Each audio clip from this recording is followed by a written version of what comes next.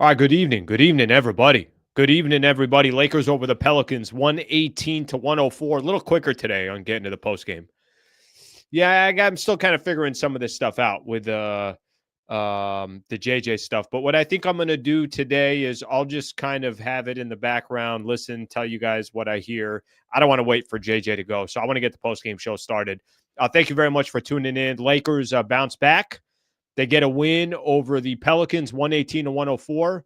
I think some interesting ways to look at this game. To be honest with you, I think the fact you just got a W, move on, no big deal. A chance tomorrow. I'm listening to Austin Reeves, who's talking right now to Mike Trudell. A chance to go 3-2 on your road trip tomorrow. That's obviously incredibly important. I mean, if they could find a way, listen, the way they started this road trip out, lost to the Oklahoma City Thunder or lost to the Atlanta Hawks. Played poorly, I thought, against Charlotte, but in the second half took control and then found a way, obviously, after they lost to the Thunder to win this game. You find a way to get 3-2 on this road trip. You take that kind of in a heartbeat here. So we'll see what the Lakers are able to do tomorrow. But at least just for tonight, they get the win. I'm not trying to sit here and sell you that it was pretty. I thought the Lakers allowed the Pelicans to just hang around. You know, it's kind of weird, and I don't know if and maybe we've dealt with this before, but I just thought of it when it was going on. What's weird is you're trying to play for this. I guess what's more important is the NBA Cup and trying to have a point differential, or is it more important to try to sit your guys there in the fourth quarter? So because you got a game coming up against the Milwaukee Bucks tomorrow, so strategically, which one? I think to me, it makes more sense to just say, yeah, sounds good. Let's just rest our guys because we got another game coming up tomorrow, a second of a back-to-back against a good quality team. And, of course, Giannis Antetokounmpo. But the Lakers' strategy tonight was play everybody. Granted, they didn't just blow out the Pelicans. Pelicans found a way, I think at one point down 22 to cut it down to 8. Did they cut it down any further than 8? Maybe it was down to 8, something along those lines. But that was kind of a weird wrinkle in this game that every time I kept hearing them talk about the NBA Cup and the point differential and it matters, so you got to keep these guys in my head, I'm saying to myself, yeah, but I don't know how much that makes sense just for the Lakers in general, just based off of having another game coming up tomorrow. I'd rather be 3-2 on this road trip than 2-3 and be fighting a point differential.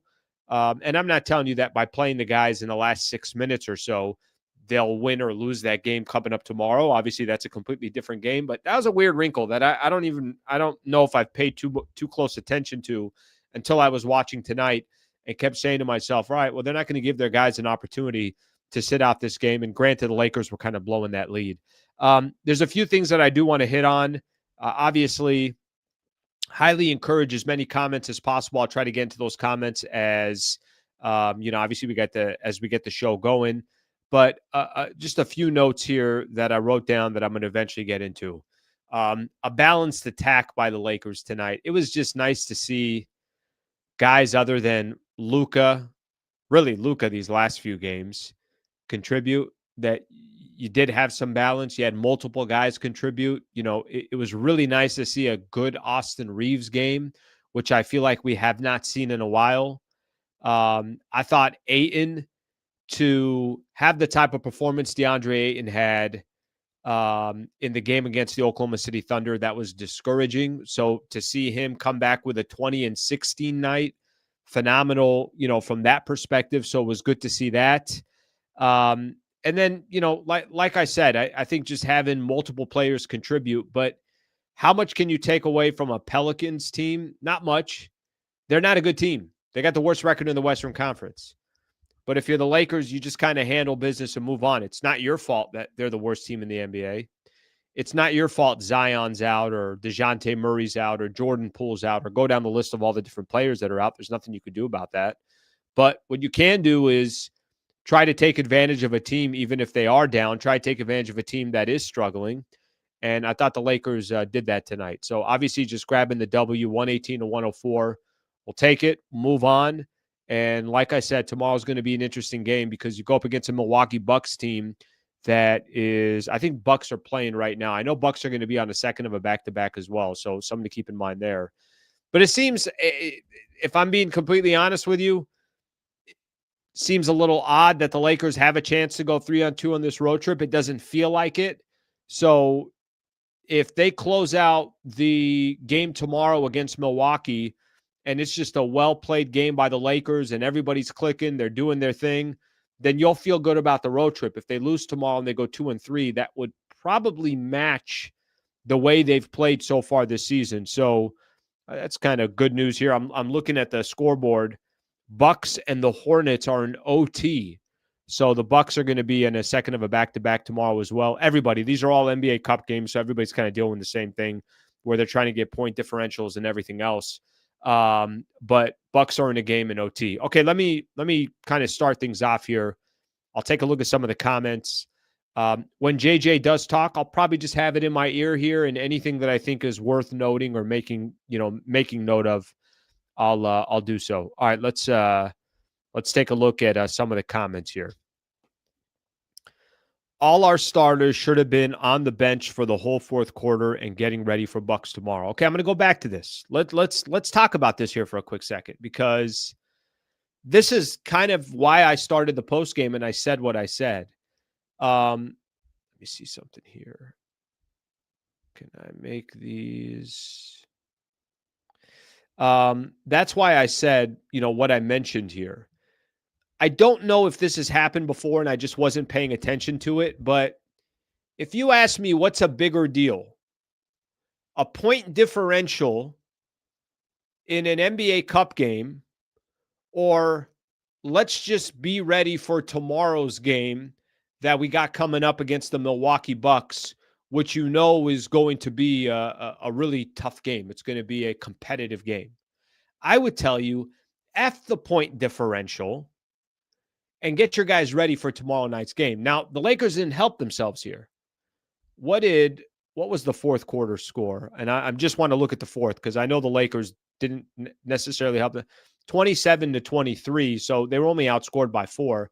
The problem is the Pelicans made it close enough where you couldn't go to your bench and just say, hey, let's rest some of our players so that, we're keeping into consideration that we got a game tomorrow.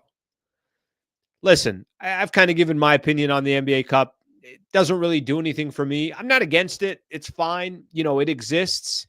Maybe it makes the games a little bit different. I do like when it's single elimination. That's a little interesting. I think these games are, it just seems like a regular season game. Just the floors are a little bit different.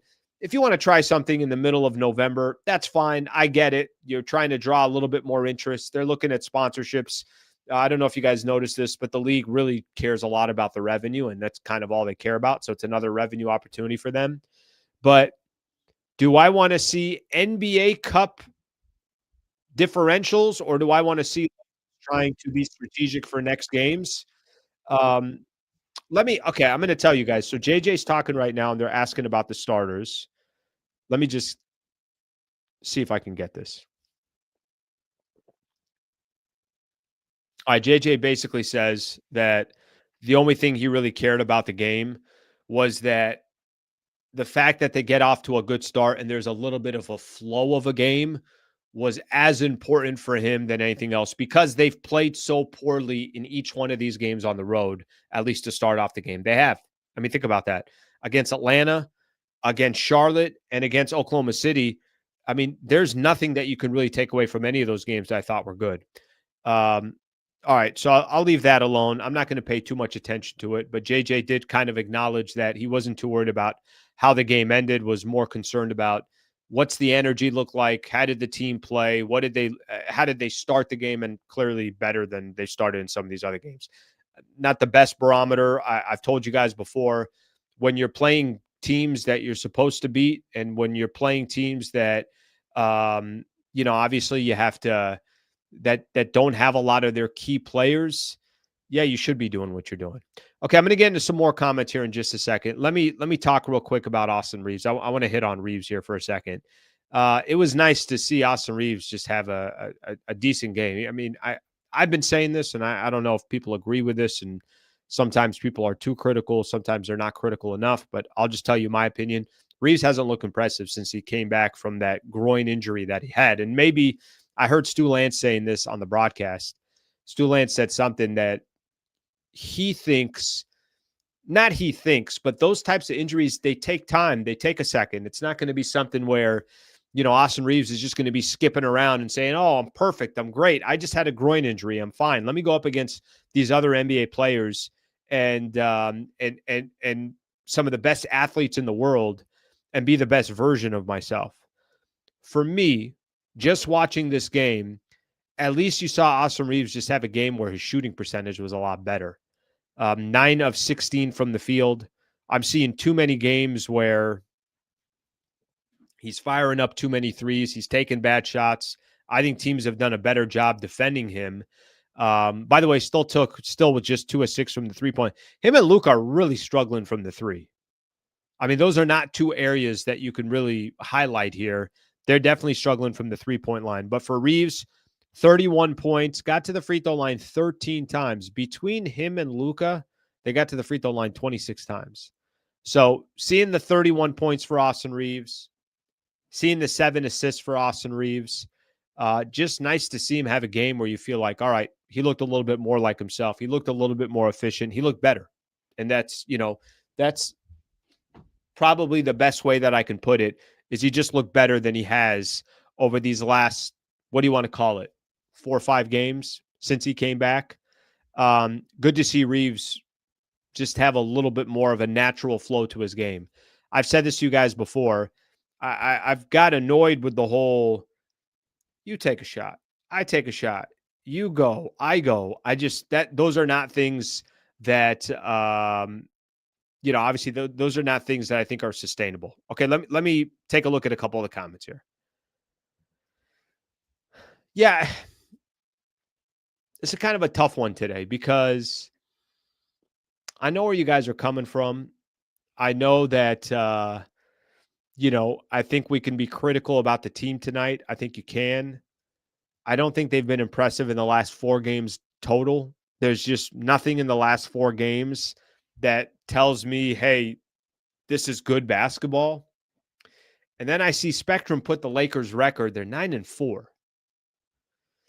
Can you be going through a stretch where you don't look impressive, where it's not the team that you have got accustomed to, but at the same time be 9-4? Is that possible? Can we do both of those things at once? I think you can, right? I think that's something that you could do. I saw somebody else say something on here as well. We lose this game if we bench the starters for the 4th. You're right about that. I mean, by the way, nobody's saying the whole 4th quarter, but you were hoping with 6 minutes left to go, like, hey, we can sit some of these guys.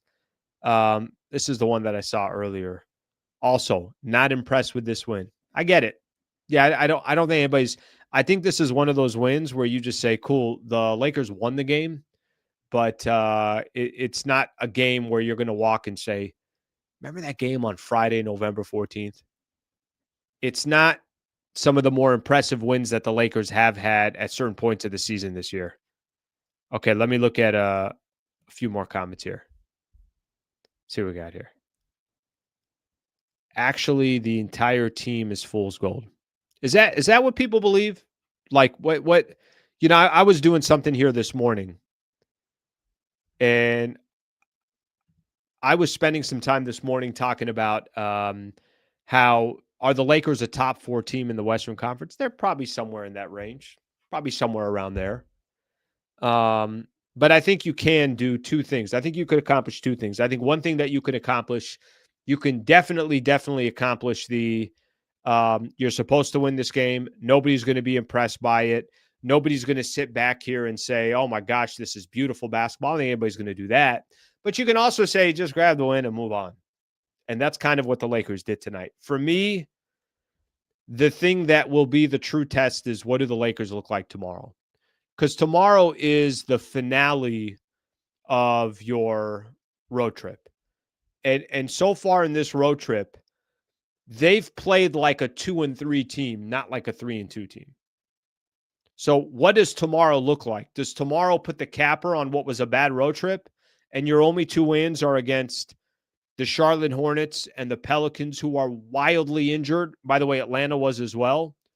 Or does tomorrow say, yeah, we went through a little tough patch, didn't look all that good, didn't play our best basketball, but you know what? Even when we don't play our best basketball, we could still go 3-2 on the road. I think that's what tomorrow is. So let's see how that all plays out. All right, I'm going to star some of these because some of these I want to come back to. Okay, got a couple of those. Just get a win tomorrow and finish the trip 3-2. I'll keep an eye on this Bucks game. Bucks and OT is a good thing. Yeah, Bucks are about to win. They're up 144 to 134. About 9 seconds left in overtime. So the good news is Giannis Beast 25, 18, and 7. The good news is you're going to get guys playing pretty decent amount of, actually not really. Giannis only played Giannis 40 minutes, Kuzma 38 minutes, Ryan Rollins. By the way, I don't know if you guys have seen this dude, Ryan Rollins, who's running technically, I think, point for the Bucks. He's nice. And a few times I got a chance to see him play. Miles Turner played 33 minutes. Ryan Rollins played 34 minutes. So they got some guys putting up some minutes. AJ Green gave them 25 minutes. So at least for the Lakers, that's kind of one advantage for tomorrow. The Bucks had to go to OT, and they're playing guys big time minutes. Any road win is a good win. I don't disagree with that, but I would tell you that nothing's really been impressive so far on this road trip. Let me get back into individual players. I want to talk about a couple other players real quick. Ayton tonight went 20 and 16. Okay.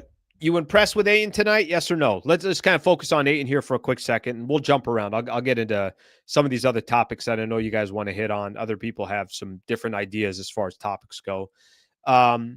Impressed with Ayton tonight or no because of the opponent? You know, I said this, I think before the Thunder game, that I was excited to see the Lakers versus the Thunder because I want to see how Ayton would do with some big men.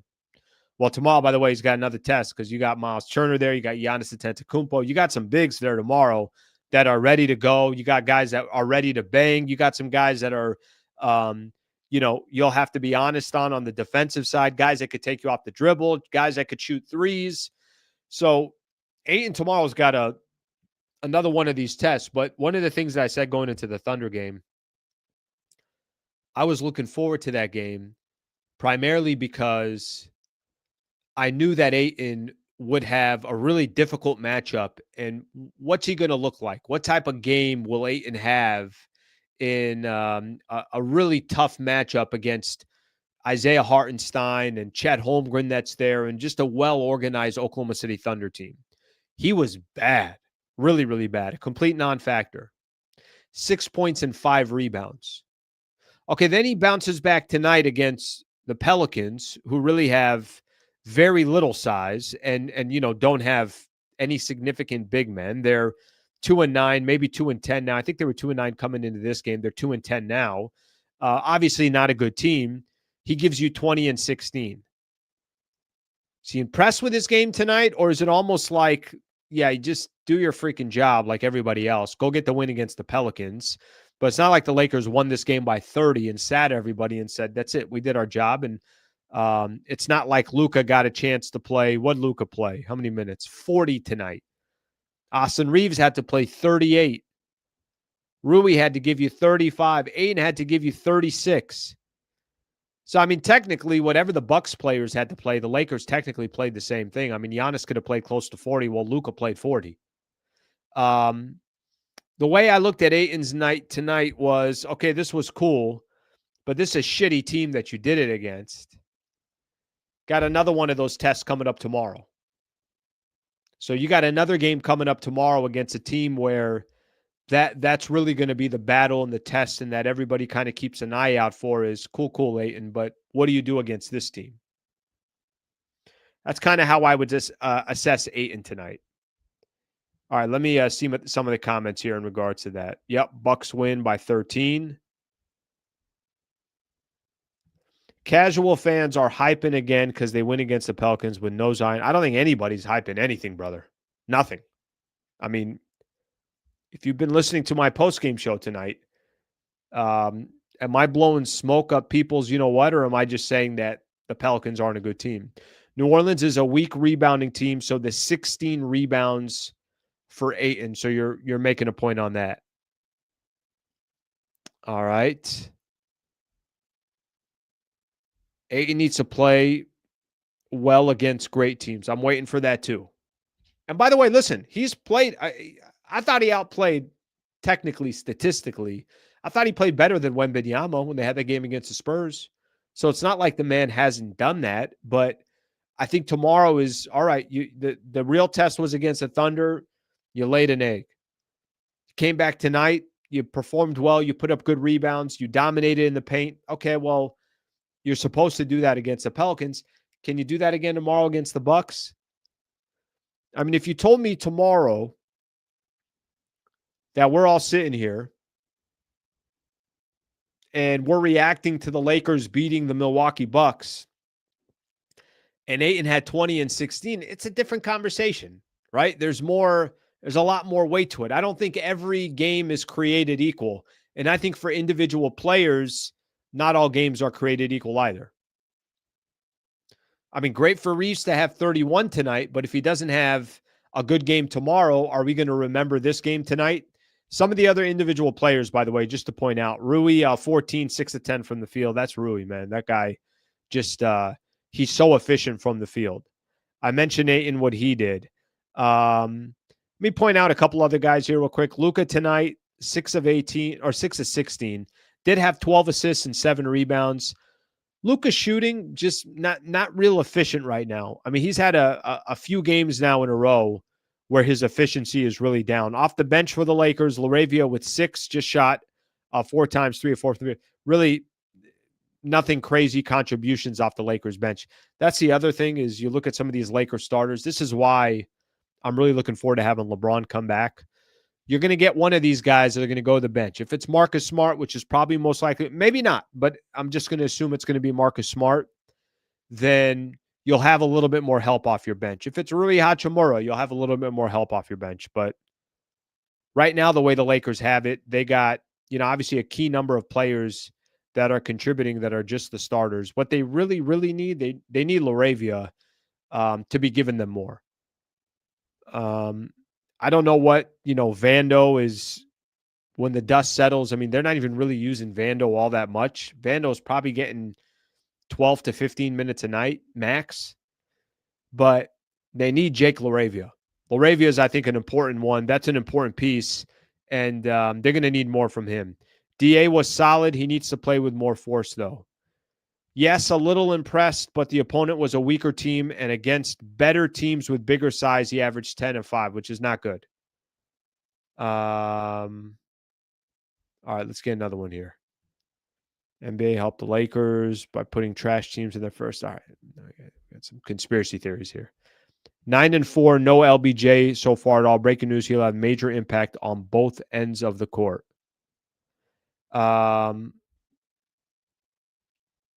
All right. By the way, Omaris, thank you. I appreciate you chiming in on that front. Let me point this one out here real quick. In the LeBron factor here. LeBron could be back. I was listening to something from Dave McMenamin. He was on NBA Today, or maybe their pregame show. I can't remember off the top of my head, but I just saw a tweet on this that could be coming back soon here. So to have LeBron, I think this is a very valid point. You're 9 and 4 and you haven't had LeBron yet. How many teams has LeBron played for in the past where if he's gone for the first 13 games, 15 games, or any stretch of games, what typically happens to those teams? They fold. Those teams don't play well. And at least for right now, the Lakers to be 9 and 4 tells you that there is talent on the team. And, certainly you're expecting the team to just be better once he does come back. All right, let's see what else we have here. A couple people looking at some of the Pelicans players. Yeah, listen, a couple decent players on their team. I mean, Trey Murphy, the third, 35 tonight. How many threes did he hit? 3 of 7 from the three-point line. You know what's crazy is you got a squad. You got a squad in the Pelicans where I think last year coming in and, they had some guys, Brandon Ingram, CJ McCollum. They traded for DeJounte Murray, Zion Williamson. And you're like, oh my gosh, they had obviously Trey Murphy III or Jones. They had some guys that you're kind of asking the question of like, could they be a problem? Could they be a headache? This, that. Look where they are now. Are they just going to blow this team up? A lot of teams in the West where there's question marks around. The Clippers, the Mavs, the Memphis Grizzlies. A lot of teams out there where at one point there was promise, and now you're looking at all these teams and saying, are they done? Slee, got to start here. Defense was atrocious. How many points did the Pelicans get in the paint? At halftime, JJ said defense was great. Yeah, there's a little bit of something that I think is kind of walking away from the Lakers, which I hate because it's a style of play that I like, and I really, really hope that the Lakers kind of bring that back a little bit. We spent a lot of time during the first, let's call it, they're 9-4 right now, so played 13 games. I'd say maybe the first 9 games. They started the season out 7-2, and there was a little bit of a grit to the Lakers that I think a lot of people liked. I think a lot of people were like, oh, hey, I can work with this. There was a little bit of, they have a little bit of an edge to them. They can grind out a game. They could play ugly and win. And I think people like that because I don't know how much you really associate that with the Lakers. And certainly that's not, I think, what was expected for this season. They're losing some of that. I don't really feel like that's still there the way it was when the season originally started. So that piece, I would rather have a team with a little bit more grit, and I think that piece of it is it's fading a little bit. Now it's up to them to bring it back. Trust your eyes with what you saw from the Lakers against OKC. Make trades while Lakers players have value. Well, I think what we saw against the Oklahoma City Thunder is that team is so far ahead of everybody else that, yes, everyone's going to be chasing one team in the NBA. Maybe just Denver is in that category. So, I mean, I said this before after they lost to the Thunder. One of the things that I said was, in a weird way, I was okay with, all right, well, at least you saw it in November, and it didn't happen in February where it was after the trade deadline, or it didn't happen at a certain point of the season where you can't change the structure of your team, or it didn't happen at the point of the season where it's like, oh, my God, this threw us off. We thought we were right there with them, and then we're just finding out right now that we got no shot. Sam, thank you, brother. Appreciate you being a member. Sam, next week, I got to figure this out. Wednesday, I'll do a member show starting at 7:30 in the morning, and we do a little prep show for the show coming up at 8 a.m. So thank you, Sam. I appreciate you being a member. Thank you very much. Let's get a couple members. Let's get a couple members tonight. $3 a month to be a member. Great way to support the channel. Nothing but love if you're able to do it, and if you're not, no problem at all. But thank you for being a member. Ayton, man of the match outside of Luka and AR. I did a video yesterday, and I said, where was Ayton and where was AR in the game against the Thunder? So at least tonight you get 31 from one player, you get 20 and 16 from the other. For their own sake, I think that's obviously a good thing. Judge, thank you for the super, brother. I appreciate you. Way I see it, Slee, we are one LeBron James Sr. from having 2 to 3 more 15-point wins. We're missing a huge piece of the puzzle. I don't disagree with you. I think people are underestimating LeBron. And here's why I think they're underestimating LeBron. And hopefully the man is back sooner than later. But I'll tell you why I think they're underestimating. Because it's not just about LeBron coming back. It's about how LeBron can make other guys' life easier. It's about Rui's life, or actually, I'll tell you who makes life. It's going to make Ayton's life easier. It's going to make AR's life easier. I think Luka doesn't really matter. I think Luka's just going to kind of do his thing. I think it's going to make the bench's life easier because now you could take one of those guys and move them to the bench. That's how I think it makes the Lakers a better team.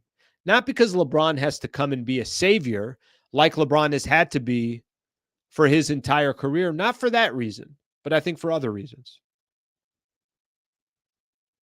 All right, let's get a few more comments here. Link Hammer gifting out a membership. Thank you, Link. Very, very kind of you, brother. Appreciate you doing that. Thank you. Hopefully somebody jumps on that, and I'll see members coming up on Wednesday. All right? Thank you, brother. I appreciate you doing that. Let's get another one here. John. Slee, LeBron is hurting Lakers by staying out this long. Comeback will take time. Yeah, I think the reason why he's taken this long is because it's a real injury. Got to be smart about it. And the Lakers aren't 4-9. I mean, all you're really asking for when LeBron is gone is, can you just stay in the mix and just be around? And if you, or you're asking this from the Lakers, and if you could just be around, well, eventually LeBron's going to come back. If and when he does come back, all right, now you should be taking your team to another level, but they're not desperate. Lakers aren't desperate right now for LeBron. I mean, there's other things I think they're desperate for. I think there's other things the Lakers can do just to, obviously just in general play better, but I don't think they're desperate for LeBron. They're 9-4. That's not desperation. If you were the Clippers right now, you're in a little bit of desperation. If you were the, let me give you another kind of example here. If you were trying to think here, if you're the Dallas Mavericks, you're desperate right now. Lakers aren't desperate. Okay, here's what McMenamin said. He said, we're in the timing now where we can be looking at the schedule next week and say, hey, that could be the game where we see LeBron James making his season debut. All right. They play 2 games next week. If I'm right, they got a game on Tuesday, and then they don't have another game until Saturday. No, until Sunday. So there's just kind of a random 4-day break for the Lakers. So they're going to go Tuesday and Sunday. They've played so many games early on in the season. They're going to start having a lot less games here over the next 2 weeks or so. I think they play 5 games maybe over a 2-week span. We see LeBron as early as next week. So there's your update there. John, I appreciate it. Thank you for the super brother. Thank you, buddy. All right, let me take a look at a couple more comments here. A couple more, and then I got a couple other things I'm going to get into. Had a really bad sciatica. It took 2 months to come back from. Realized I'm not a pro athlete, but I couldn't even drive the first month. Jeez. Yeah, I mean, you also probably didn't have, obviously round the clock treatment and, everything else. So I know it's different, but people have had it. I would, it does not sound like it's a fun injury to have. Why is Smart shooting 10 threes shaking my head? Not smart. Okay. See that one there? How many threes did he take? He does depend. Oh, Jesus, 1 for 10. You know what? That kind of came under the radar. I know he took a lot of threes. I didn't know he took 10.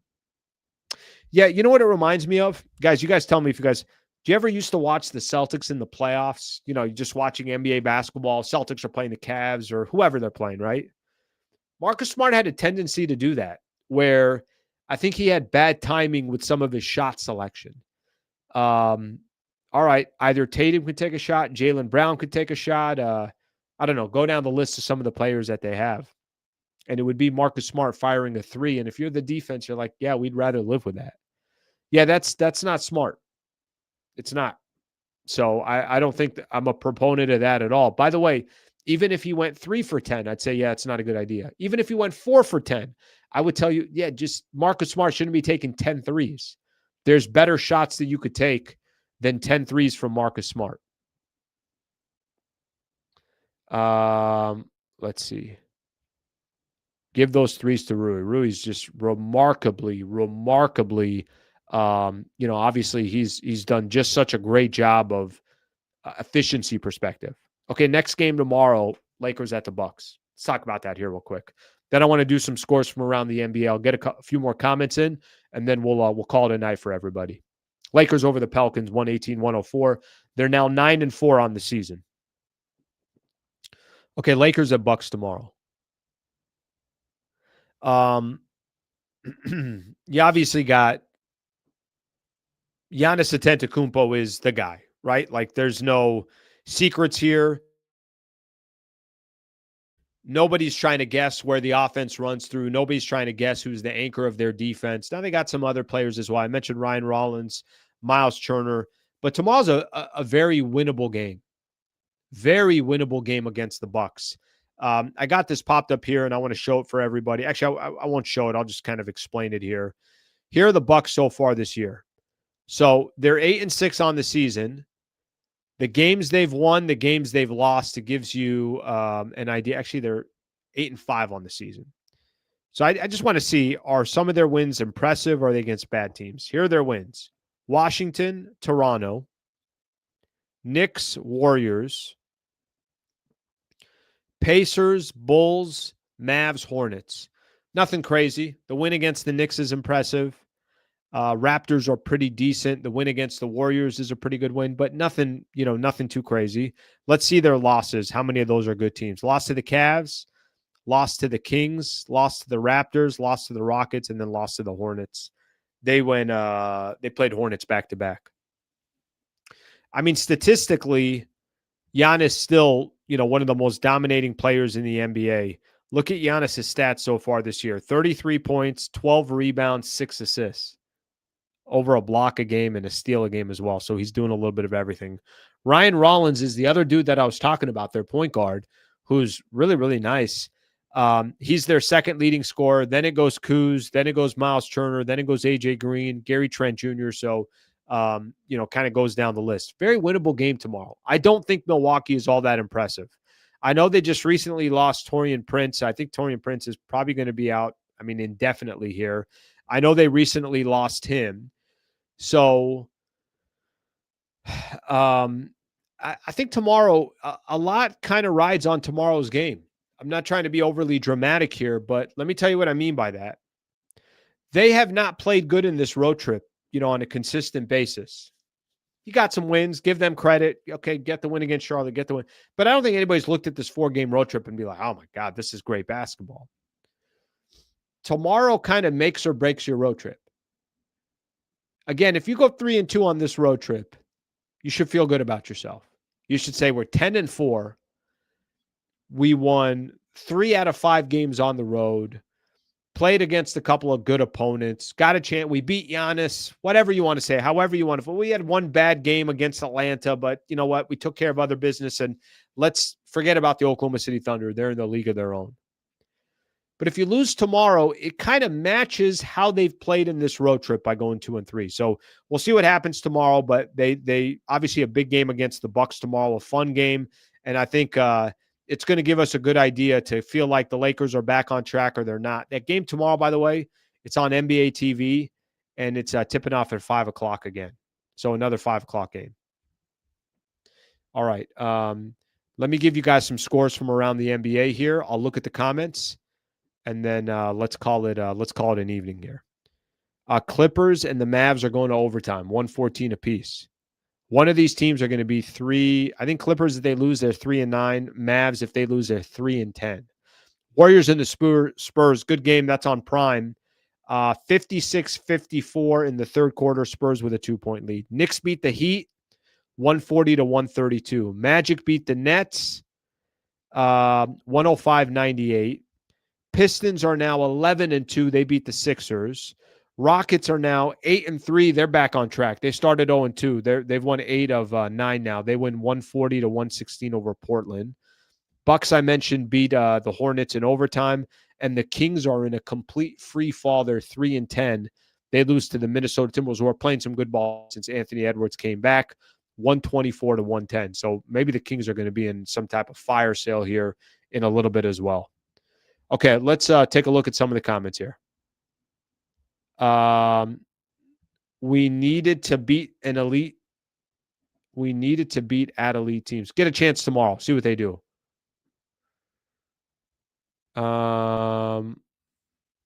Let's see what we have here. Ayton and Hayes just got to stay out of foul trouble guarding Giannis. Or use all your fouls, one of the two. Who's going to stop Greek Freak? Nobody. But worry about the rest of the guys. I think there's a way to, clearly as you go up against some of the other opponents, or let Giannis get his, but control Ryan Rollins, Miles Turner, and some of their other players, I think will be key. I really do. I think that's actually a very, very important factor in tomorrow's game as well. Okay, quick shout out. Shout out to Brad Wallace and the Wallace firm. Injury attorneys, they represent the entire state of California.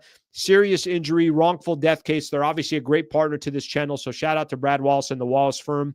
Hope you guys don't need him. If you do, there's a website you can go to, wallacewins.com/Sliwa. If you go to that website, you put in your information, get a free consultation, let them kind of guide you of where to go. I've known him now going on 6 years.